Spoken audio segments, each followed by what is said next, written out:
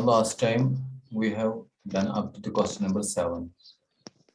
Now today we have to do question number 9, जिसको मैंने आपको थोड़ा बताया था इसके बारे में.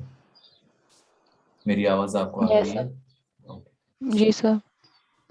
Now we will do this question in the expansion of 1 plus a power m plus n, prove that the coefficients of a power m and a power n are equal.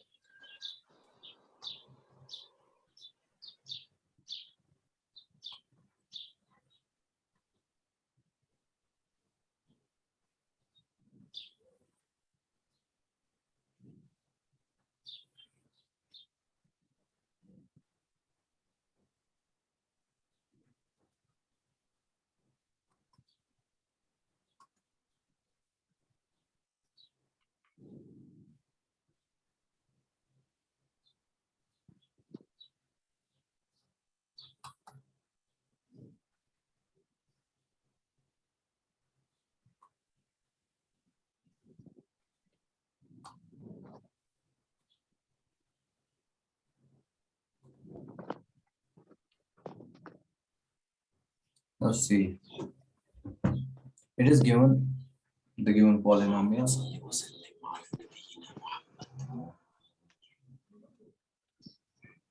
The given polynomial is 1 plus a powered by m plus n. So let us suppose that let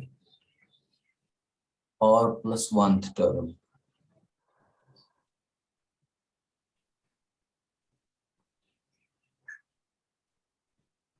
contains a power m.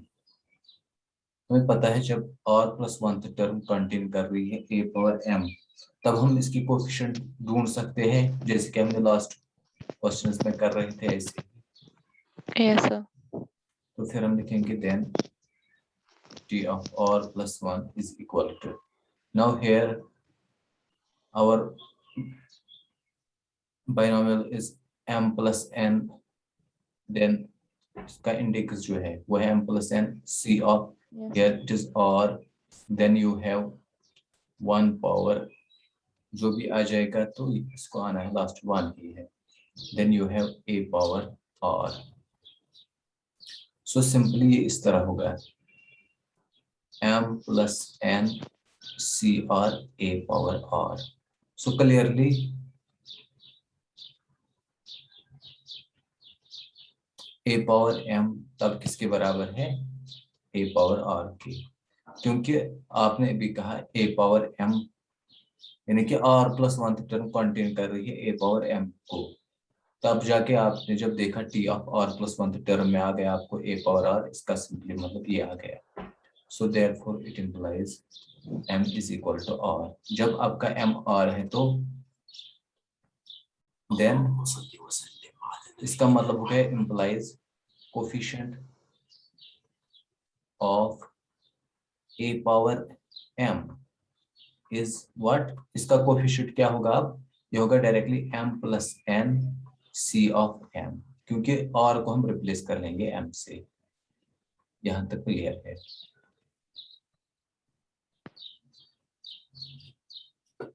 Now उसके बाद next step ये है कि a power n का coefficient देखना है. तो इसी तरह हम कहेंगे that k plus 1th term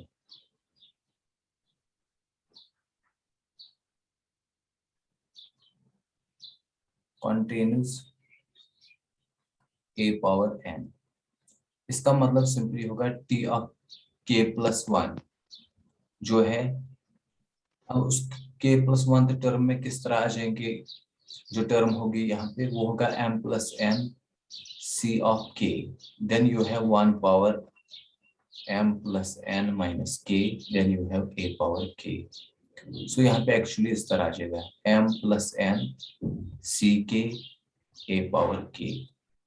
So that implies, आपने यहाँ पे बताया कि a power n किस टर्म में है? k plus 1 में, फिर आपको आ गया k प्लस 1 टर्म में है a power k, so directly implies a power n is equal to a power k, which implies n is equal to k। इसका मतलब ये आ गया कि n ही k है, यानी कि k का वैल्यू n है। Therefore coefficient of a power n is, इसका कोफिशिएंट क्या आ जाएगा फिर, ये आ जाएगा m plus n c n, क्योंकि k को रिप्लेस कर लेंगे हम n से। सो अगर आप देखोगे a पावर m का coefficient m plus n c m आ गया, और m प्लस n, अच्छा a पावर m का आ गया m plus n c m। But ये पूछ रहा था कि ये इक्वल है,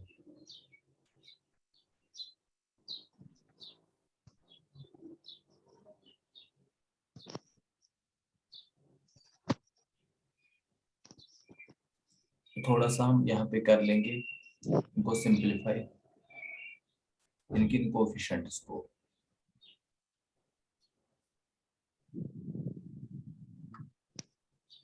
तो अगर आप देखना चाहोगे,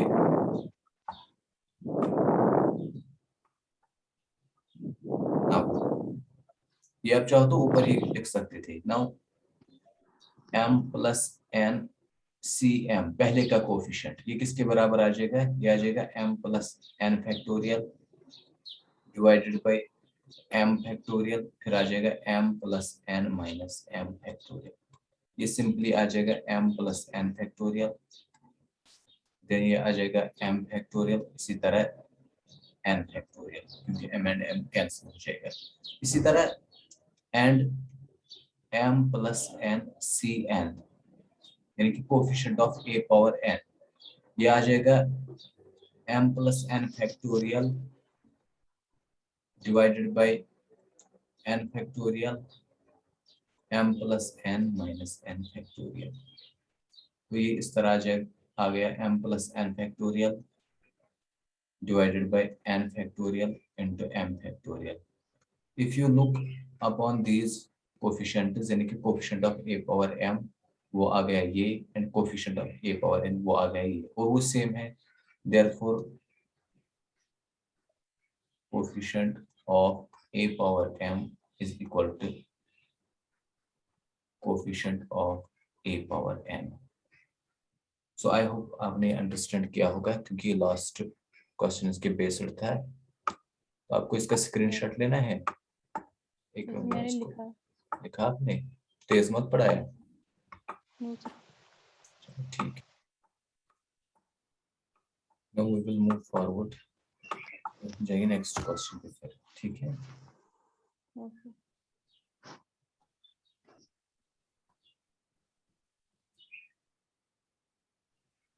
आपको रिकॉर्ड हो रहा है ये, अगर आप चाहो तो रिकॉर्ड भी कर सकते हो। Now we have to move towards the next question. See, the next question is question number 10.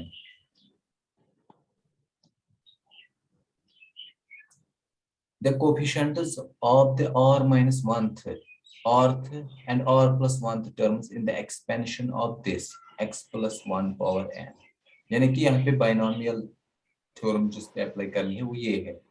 So coefficient r minus 1th, rth and r plus 1th terms are in ratios 1:3:5.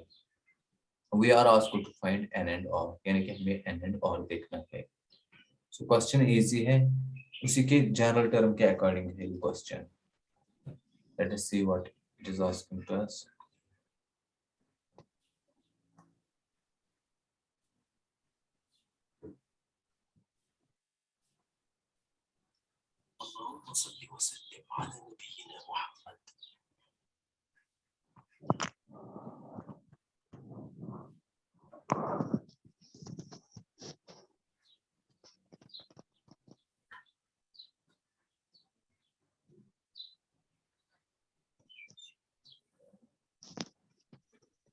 Question number 10 था ना ये। Yes sir. Since हमारा जो binomial expansion है वो है x plus 1 power n। Since हम जानते हैं, पहले बताया गया है t of r minus 1। Now T of R minus one यानी कि आर माइनस वन टर्म, ठीक से लिखूंगा यहाँ पे,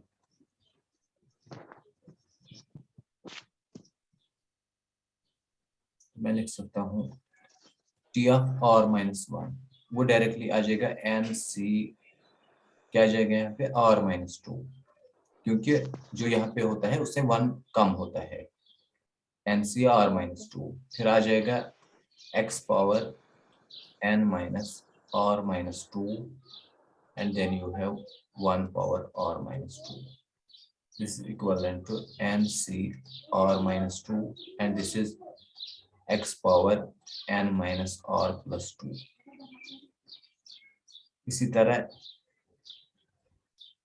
t of r वो आ जाएगा nc r minus 1 x power, इसी तरह n minus r plus 1 and then 1, ठीक है, 1 power n 1 power r minus 1 वो भी आ जाएगा।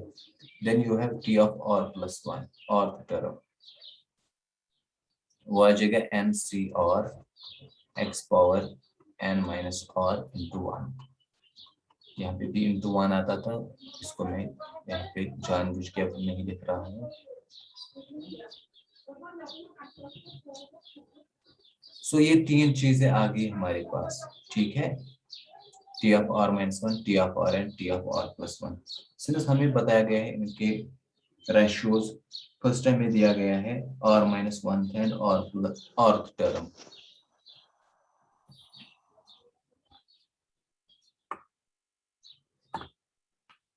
मैं यहाँ पे लिखूंगा नाउ, अब मैं लिखूंगा T of R minus one divided by t of r, that is simply equivalent to 1:3। पहले हम इन दोनों का लेंगे, t of r minus 1 and t of r, ये दिया गया है 1/3। so it implies, अगर आप देखोगे t of r क्या है, t of r minus 1 is nc r minus 2 divided by, फिर इसके साथ है x power n minus r plus 2, फिर t of r क्या है nc r minus 1 and then it is x power n minus r plus 1।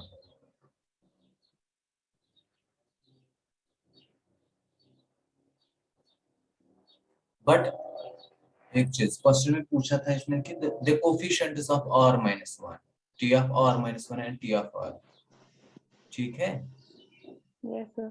Coefficients का मतलब इतना ही आ जाएगा, क्योंकि ये वेरिएबल है तो कोफिशिएंट्स का मल्टीप्लाई हो गया, यानी कि यहाँ पे x आपको लेना नहीं है।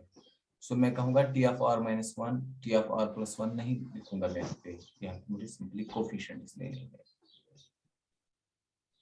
तो यहाँ से मैं हटा दूंगा, सिंपली इस तरह पूछा है इसने कोफिशिएंट्स, तो इसका मतलब हो गया since coefficients of T R minus one क्या है N C R minus two divided by, इसी तरह फिर है coefficient of T of R, वो आ जाएगा N C R minus one, तो ये दिया है 1:3। अब हमें ये सिंप्लीफाई करना है थोड़ा, एन सी आर होगा N factorial divide by R minus two factorial, फिर होगा N minus R plus two factorial. अब मैंने इस सबको यहाँ पे माइनस किया है, इसी तरह ये यहाँ पे, अच्छा मैं इसको थोड़ा मल्टीप्लाई यहाँ पे कर लेता हूँ, इक्वल टू यानी कि इसको मैं यहाँ रखूंगा, इसको यहाँ पे शिफ्ट करूंगा, सो ये आ जाएगा 3 टाइम्स इनटू, ये आ जाएगा n factorial divide by r minus 1 factorial and then you have n minus r plus 1। Is that okay ये स्टेप? Yes, sir. तो मैंने यहाँ पे शिफ्ट किया है इनको ना, अब हम थोड़ा और कर लेंगे इसको, देन सी यहाँ पे जितना हम कैंसिल कर सकते हैं तो हम कर लेंगे, पहले हम n फैक्टोरियल को कैंसिल आउट कर सकते हैं, फिर यहाँ पे देखेंगे then you have 3 divided by r-2 को मैं लिख सकता हूँ r-2 इंटू r-1 फैक्टोरियल, क्योंकि राइट साइड में r-1 है। इसी तरह मैं लिखूंगा n-r+2 into n-r+1 factorial. So obviously यहाँ पे ऐसा ही रहेगा r-1 फैक्टोरियल n-r+1 फैक्टोरियल, क्योंकि ये और ये इसके साथ चला गया, ये और ये r-1 फैक्टोरियल इसके साथ चला गया। So finally we are left with 3 is equal to, अब मैं इसको यहाँ पे शिफ्ट कर लेता हूँ, r-2 इंटू n-r+2। अब कुल मिला के हमारे पास इतना ही बचा है।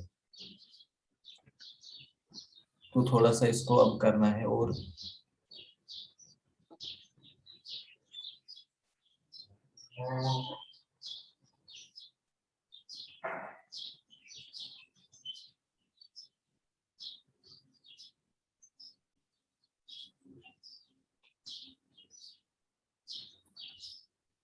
हमने ठीक लिखा था ऊपर। एक मिनट थोड़ा काउंटर चेक कर लेता हूँ, क्योंकि ये और एन और स्क्वायर में आ गया तो मुझे लीनियर मिल जाएगा था। NC r-2 then you have NC r-1 is 1/3। NC r-2 इस तरह लिखेंगे n factorial divided bye r-2 factorial n-r+2 factorial. इसी तरह इसको इस तरह लिखेंगे n factorial divided by r-1 factorial. So finally we are left with r-1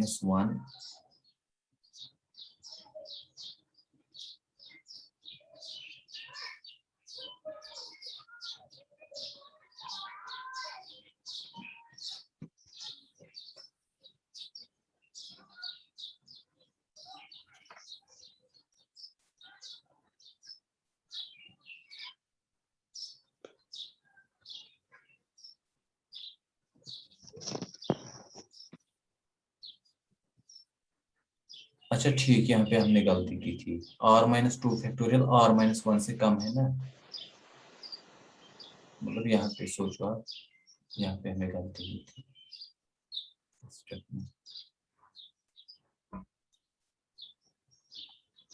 यहाँ पे था r-1, देखो पहले होता है r, फिर होता है r-1, उसके बाद आता है r-2। सो यहाँ पे इस तरह आ जाएगा 3 डिवाइडेड बाई r-2 फैक्टोरियल इसी तरह रहेगा, बट यहाँ पे +2 था तो यहाँ पे आ जाएगा, ये आ जाएगा n-r+2 n-r+1 फैक्टोरियल। यहाँ पे हम इसको ऐसे ही रखेंगे r-2 फैक्टोरियल। इसी तरह यहाँ पे आ जाएगा 1 डिवाइड बाई, अब r-1 को यहाँ पे लेना था, r-1 r-2 factorial. Now this is n-r+1 factorial. I hope ये आपको अंडरस्टैंड हुआ होगा कहाँ पे हमने गलती की थी। सो फाइनली यहाँ पे r-2 ये और ये चला गया, इसी तरह ये और ये गया। अब मैं लिखूंगा इस तरह 3 times r-1 is equal to n-r+2, यानी कि इसको यहाँ पे शिफ्ट किया है मैंने, n-r+2 को राइट साइड में और उसके लेफ्ट साइड में। So it is equal to 3r minus 3 is equal to n-r+2. Now after solving this, एक ही साइड शिफ्ट कर ले तो ये होगा n। अब आप -3r को यहाँ पे शिफ्ट कर लो, यहाँ पे -r ऑलरेडी है, ये आ जाएगा -4r, यहाँ पे -3 है तो ये +3 यहाँ पे आ जाएगा, +2 is 5 equal to 0. This is n-4r plus 5 equal to 0.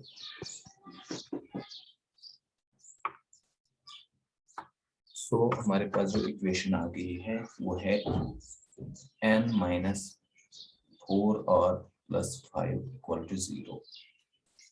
ये फिलहाल हम इक्वेशन नंबर 1 से याद रखेंगे। नाउ ये था पहले हमें जो हमने किया, ये था coefficient of T of R minus 1 divide by T of R, ये था 1:3। बट उसके बाद इसने पूछा था कोफिशिएंट ऑफ, अगेन दिया क्या है coefficient of T of R. T of R हमें पता है अभी वो क्या निकला था हमें,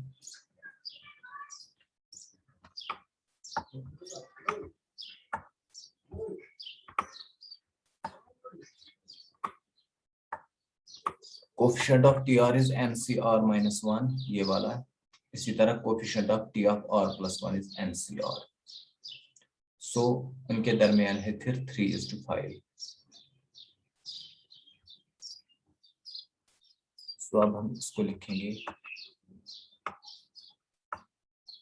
अगेन,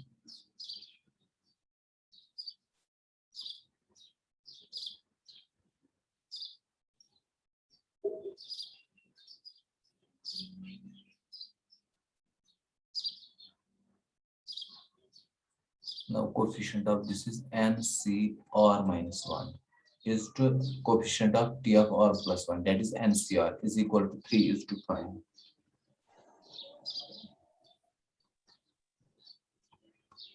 so ये इस तरह हम कहेंगे NCR is n factorial divided by R minus 1 factorial and then you are with n minus R plus 1 factorial। इसी तरह ये आ जाएगा n factorial divided by R factorial into n minus R factorial, this is equal to 3 divided by 5। Clearly ये और ये चला गया। अब क्या बचा यहाँ पे, तो मैं इस तरह लिखूंगा। नाउ यहाँ पे हम इसको रेसिप्रोकल कर देते हैं, यानी कि इनको मल्टीप्लाई कर देते हैं, तो ये आ जाए। या तो आप पहले ही इसको शिफ्ट कर लो जैसे हमने पहले किया था। सो मेरे कहने का मतलब है finally we are with this, यानी कि 1 divide by r minus 1 factorial into n minus r plus 1 factorial into, अब इसको जब हम मल्टीप्लाई करेंगे तो ये ऊपर आता है r factorial n minus r factorial divide by 1 is equal to 3 divide by 5। अब इसको सिंपलीफाई करना है जैसे हमने पहले किया ही था। सो इसका मतलब ये आ गया, इट इम्प्लाइज r फैक्टोरियल को हम यहाँ पे लिख सकते हैं इस तरह r into r minus 1 factorial. इसी तरह ऊपर हम रखेंगे ऐसे ही n माइनस r फैक्टोरियल को, इसको ऐसे ही रखेंगे। नाउ डिनोमिनेटर में जब आ जाएंगे तो यहाँ पे r माइनस 1 फैक्टोरियल है, इसको ऐसे ही रखेंगे। फिर n माइनस r प्लस 1 को इस तरह लिखेंगे n minus r plus 1 and n minus r factorial, क्योंकि हम लिख सकते हैं ऐसा इन फैक्टोरियल नोटेशन में। Then this is equal to 3 power 5, but we can cancel here now। इसको इसके साथ कैंसिल कर लेते हैं, इसको इसके साथ। So we are with 5 times r is equal to 3 times n minus r plus 1। So simply आ गया 5r, या मैं एक ही साइड शिफ्ट कर लेता हूँ, तो मैं एक ही साइड से चलिए इसको लिख लेते हैं 3n minus 3r plus 3। Now this is equal to 3n minus 3r minus 5r, obviously this is minus 8r plus 3 equal to 0। this is equation second, यानी कि अब आपके पास दो इक्वेशंस आ गई। now you know अगर आपके पास दो इक्वेशंस है in two variables, you can solve it with the help of linear equations in two variables। पहले हमें आई थी एक इक्वेशन n minus 4 और plus 5। now इनको सॉल्व करना है फर्स्ट एंड सेकंड को।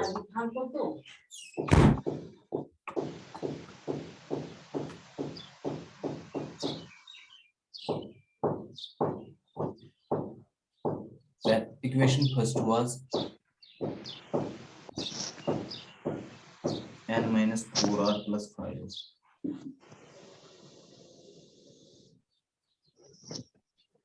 This was equation first and equation second is this।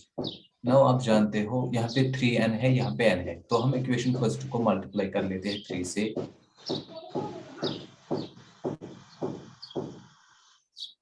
equation first by 3 and then subtract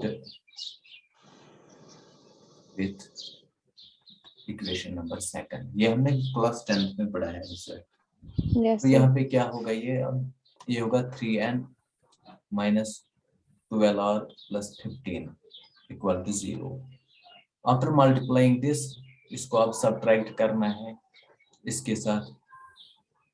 सो मुझे असल में ये स्टेप लिखना था जो मैं डायरेक्टली लिखूंगा। 3n कैंसल, ठीक है। अब यानी कि इस तरह 3n minus 12r plus 15 equal to 0। अब इसको n 3n minus 8r plus 3 equal to 0। जब मैं कहता हूँ सब्ट्रैक्ट तो यहाँ पे साइन चेंज होगी। तो Yes, इस sir. तरह आ जाएगा 3n cancel, 12 plus 8 that is minus 4r minus 12 plus 8, then you have 15 minus 3 that is 12 equal to 0। so यहाँ पे आ गया आपको minus 4r plus 12 equal to 0, therefore minus 4r equal to minus 12, so obviously r आ जाएगा 3। जब आप when you have value of r, you can definitely find the value of n by putting the value of r in equation first or in equation second. Now using इस तरह कहूँगा r equal to 3 in first। जब मैं r 3 देता हूँ in first में, आप देखो ये क्या आ जाएगा, n minus 4 into 3 is 12 plus 5 equal to 0। So n is equal to 12 minus 5, ये हो गया -7, तो यहाँ पे 7 आ जाएगा। n is equal to 7, therefore n is equal to 7 and r is equal to 3। यहाँ से मुझे पता है आपको यहाँ से ये समझ आ जाएगा क्योंकि आसान है, पढ़ा है आपने। तो इससे पहले आपको मुश्किल मत लगा No, sir. जो हमने यहाँ पे पढ़ा है। काइंडली अगर आप चाहो तो नोट इसको कर सकते हो, मतलब स्क्रीनशॉट ले लो है, या अगर लिखा है तो ठीक है। So we started basically this question from there। आपने इसका स्क्रीनशॉट लिया है या आपने लिखा Yes, था? sir. This last वाले का लेना है, ये last का। ये वाला है या जब हमने यहाँ पे किया था ये वाला आप बोल रहे हो? Yes, sir.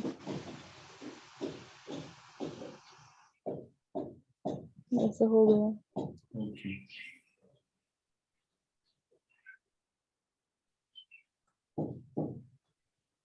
Now we have question number 11. Prove that the coefficient of x power n in the expansion of 1 plus x power 2n is twice the coefficient of x power n in the x। हमें देखना है कि coefficient of x power n expansion of 1 plus x power 2n वो है twice, मतलब वो twice होगा coefficient of x power n जो 1 plus x power 2n minus 1, यानी कि इसका coefficient अलग से देखना है, फिर इसका देखना है, फिर कंपेयर करेंगे क्या ये twice आता है। क्वेश्चन समझ में आ गया आपको? Yes, sir. या रिपीट कर लूं? No, sir.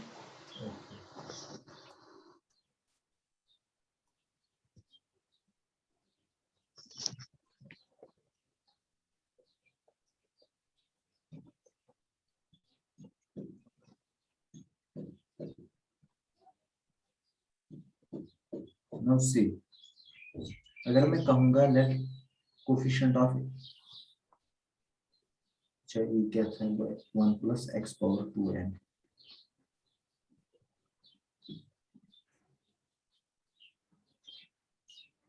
अगर मैं कहूंगा लेट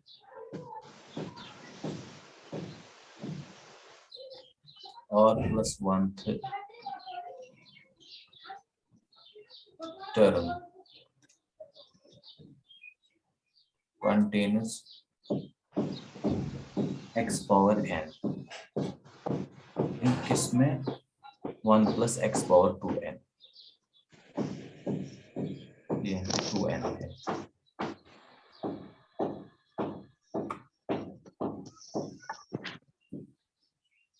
यानी कि इसमें ये r+1 टर्म है। So it's obviously implies t of r+1 किस तरह होगा 2n CR, then you have x power 2n minus r and this is 1 power r।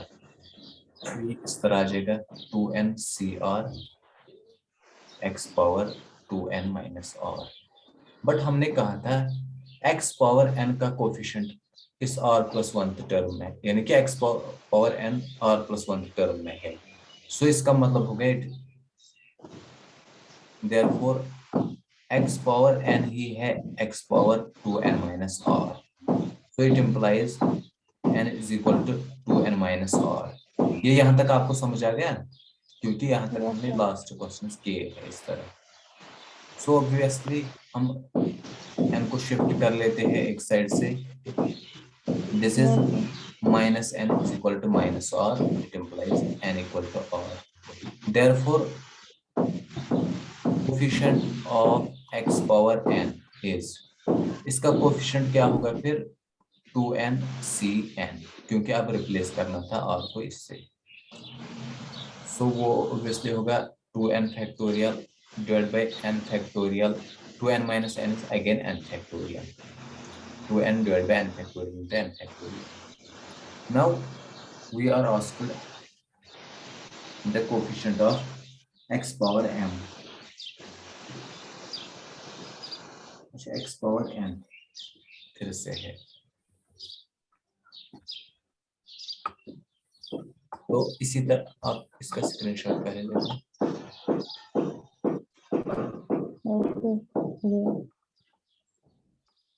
Now we will move forward to the second part of this question। second part क्या है,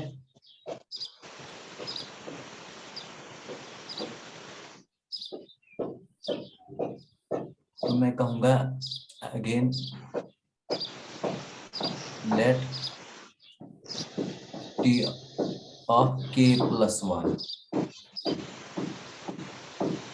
contains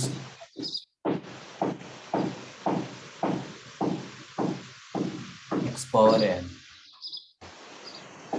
in कौन सी binomial थी 1 plus x powered by 2n minus 1। तो इसका मतलब होगा t of k+1 is equivalent to, अब अपना ही म्यूट रखना है, t of k+1 is equal to, ये इस तरह है। सो इसका मतलब होगा 2n minus 1 c of k, then you have 1 powered by, जो भी आ जाएगा तो वो मैं लिखूंगा नहीं, फिर आ जाएगा x पावर k यहाँ पे, क्योंकि ये 1 plus x था तो इसलिए इस तरह हम लिखेंगे। नाउ इसका सिंपल मीनिंग होगा it implies x power k is equal to x power n, which implies n is equal to k। therefore coefficient of x power n is, वो सिंपली होगा 2n minus 1 c of, अब k को replace कर लेंगे इस n से। सो ये इस तरह होगा 2n minus 1 factorial divided by n factorial into 2n minus 1 minus n factorial। सो ये इस तरह आ जाएगा 2n minus 1 factorial divided by n factorial into n minus 1 factorial। Now we have to show this is 2 times this।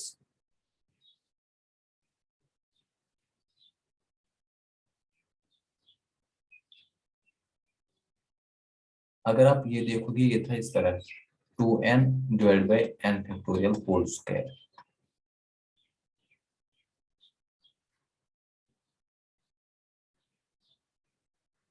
इसको हम इस तरह लिख सकते हैं 2n minus 1 को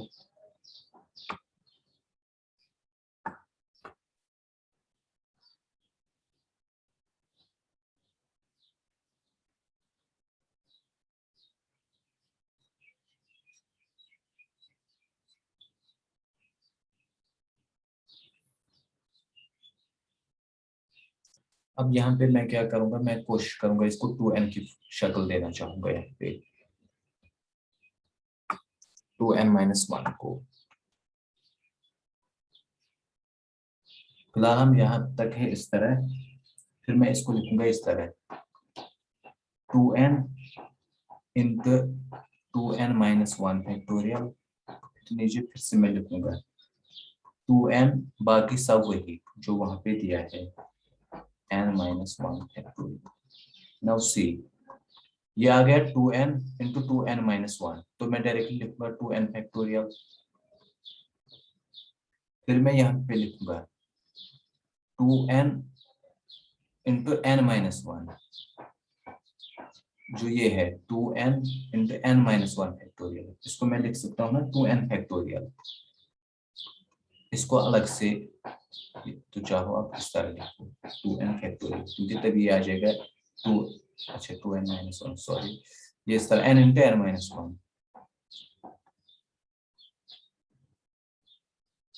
इस तरह 2 को यहाँ रखो, फिर n इंटू n-1, ये आ जाएगा n फैक्टोरियल, इसी तरह n फैक्टोरियल। सो अब आप देखो ये है 2n factorial divide by n factorial square, but यहाँ पे 2 आउट है। नाउ क्लियरली अगर आप देखोगे लास्ट वाला जो हमें आया था, वो हमें क्या मिला था 2n factorial divide by n factorial square, ये वाला, ये था 2n divide by n factorial square. इसका मतलब ये है ना इससे डबल, ये हमें अब इससे हाफ आ गया, ये वाला, मतलब जो ये आ गया, ये आ गया 1/2 2n factorial divide by n factorial square. तो इसका मतलब आ गया ना हमारा solution. So we are done. So मैं इस तरह लिखूंगा, अगर मैं उसको फर्स्ट स्टार वगैरह कुछ नाम रखूंगा, इसको मैं स्टार रखता हूँ, इस वाले को डबल स्टार। तब मैं कह सकता हूँ यहाँ से from star and double star.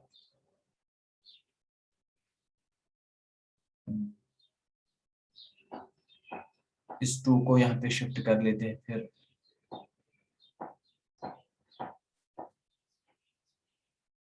यानी कि अगर मुझे इनको बराबर दिखाना होगा तो पहले मुझे 2 से मल्टीप्लाई करना होगा, 2 into 2n factorial divide by n factorial square, ये तब बराबर होगा, एक मिनट इस तरह में लिखूंगा,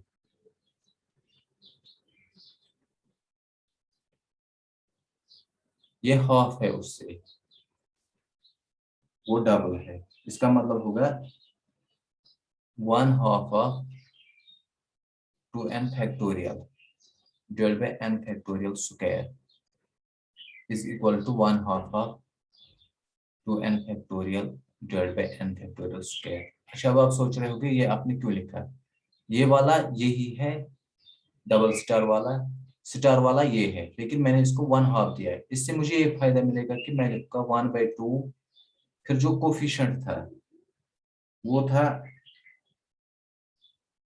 2n/cn इज इक्वल टू, अब यहाँ पे है कोफिशिएंट 2n-1 यही मुझे दिखाना था, तो मैं लिखूंगा 2n/cn is equal to 2 times 2n-1 यानी कि ये इससे डबल है, ये कोफिशिएंट इससे डबल है, ये यहाँ पे ही साफ जाहिर है।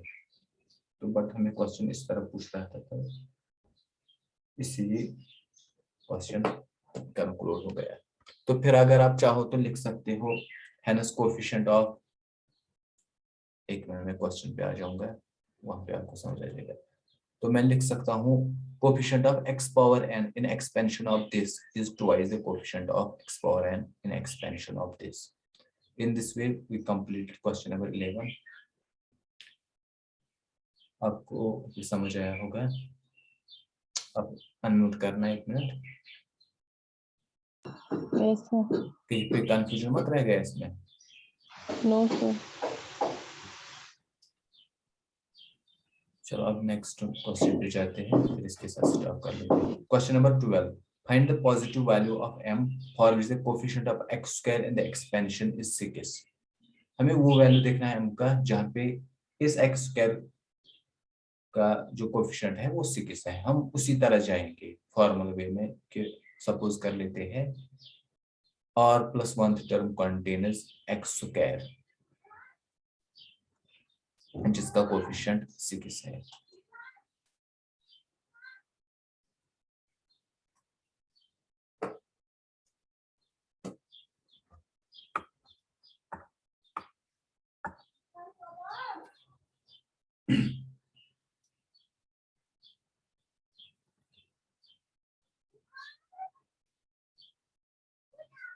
तो हम उसी तरह लिखेंगे, let r plus 1th term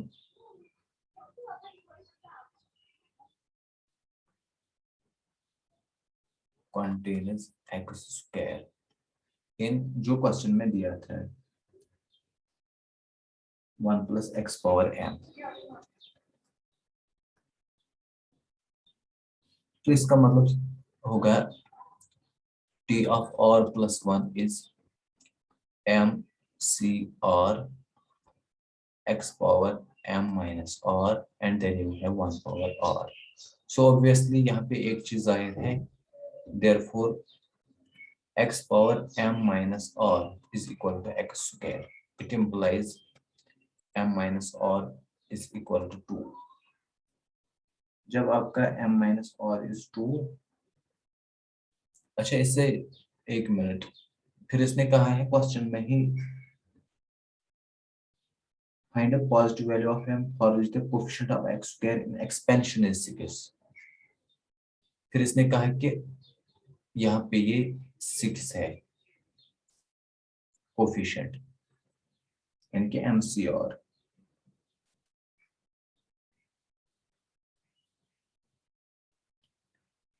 also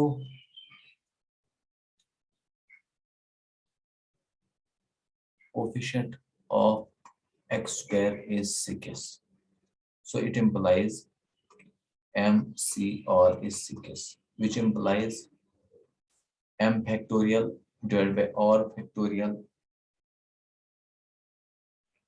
into m minus r factorial is 6. But remember here, m minus r is 2.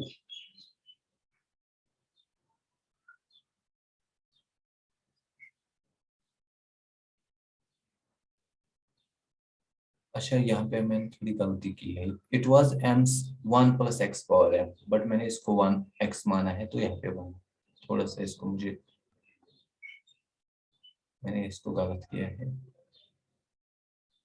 एक मिनट। तो मैं लिखूंगा लेट, इसमें थोड़ी सी एरर हो गई थी, बाकी कुछ नहीं था। हम लिखेंगे वैसे ही, let r plus 1th term contains x square in expansion of 1 plus x power m. So इसका मतलब हो गया t of r plus 1 is, ये आ जाएगा m c r, then you have to write 1 power m minus r, यहाँ पे मैंने गलती की थी, and this is m x power r. So obviously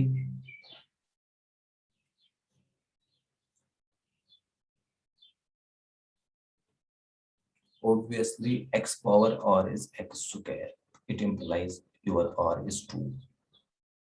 Also फिर इसने इसी तरह का है कि coefficient of x square is 6, इसका मतलब होगा ना MCR is 6.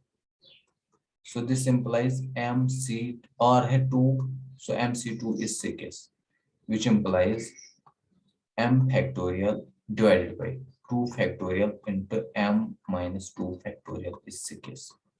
Now यह आ जाएगा m factorial divided by, ये इस तरह आ जाएगा, फिर 2 फैक्टोरियल को वैसे ही रखना है, m को थोड़ा m-2 तक ले जाएंगे, m into m-1 into m-2 factorial ऊपर यानी कि न्यूमरेटर में, ये होगा m-2 फैक्टोरियल, ये और ये कैंसिल हो गया, फिर बचा 6। नाउ इसका मतलब ये इस तरह गया, m into m-1 is 6 into 2 is 12। But आप जानते हो m इंटू m-1 और 2 नंबर्स जिनका प्रोडक्ट 12 है, तो हम इसको लिख सकते हैं ना 12 को 4 इंटू 3,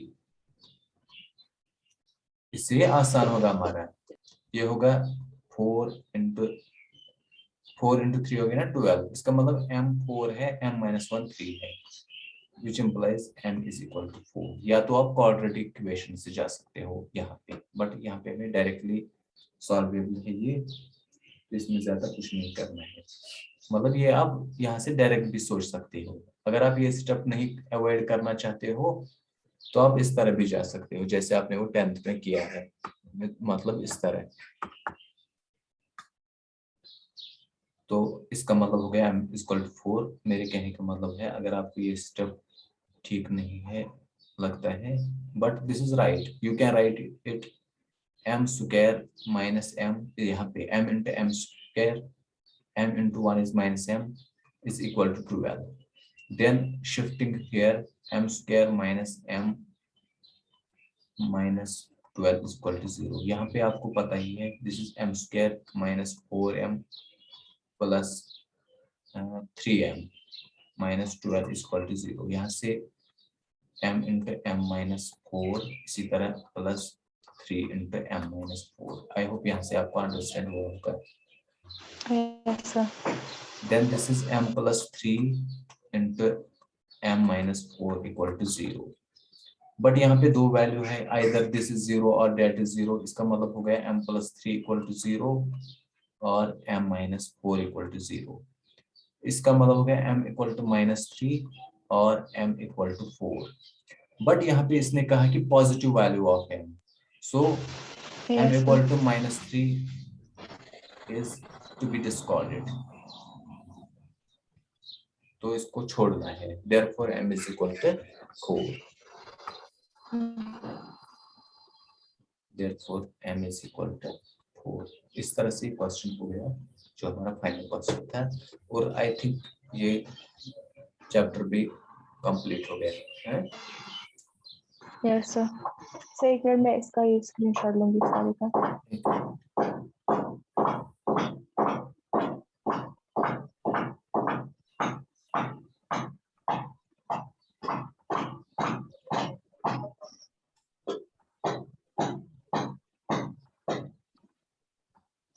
यहाँ से था, ठीक है, हाँ ले लो, इसका लिया आपने? Yes, sir, हो गया। Yes, sir. अब ये ले लो, यहाँ से वैसे आसानी है फिर। Yes, sir. ओके, अब स्टॉप कर लेते हैं। Yes, sir.